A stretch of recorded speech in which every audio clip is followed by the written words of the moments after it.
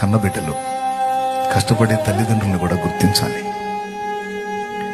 నానా కాస్త రెస్ట్ తీసుకున్నానా, అలిసిపోయా, నేను చేస్తానా అనే కొడుకు ఆ మాట పలికితే, ఏదన్నా తండ్రి చేతికి అంత అక్కరకు వచ్చి నేను చేస్తానన్నా, చాలా మా కోసం చాలా చేస్తున్నావు నాన్న, ఒక పూట సెలవు పెట్టినానా, కాస్త రెస్ట్ తీసుకున్నానా అని ఒక కొడుకు తండ్రితో అంటే, నీ కళ్ళ ముందు ఏడవపోయిన పక్కకు ఏడ్చుకుంటాడు ఆ తండ్రి.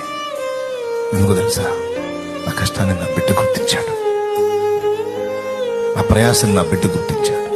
అమ్మా రోజు నాకు చేసి పెడుతున్నావు అమ్మా, ఈరోజు నేను చేస్తామా, రెస్ట్ తీసుకోమా. ఓ కూతురు నువ్వేదో పంచపక్ష పరమాణాలు పెట్టకపోయినా ఆ మాట నిన్ను చేయనీదమ్మా, నిన్ను చేయనీడు నానా, కానీ నువ్వు పలికే ఆ మాట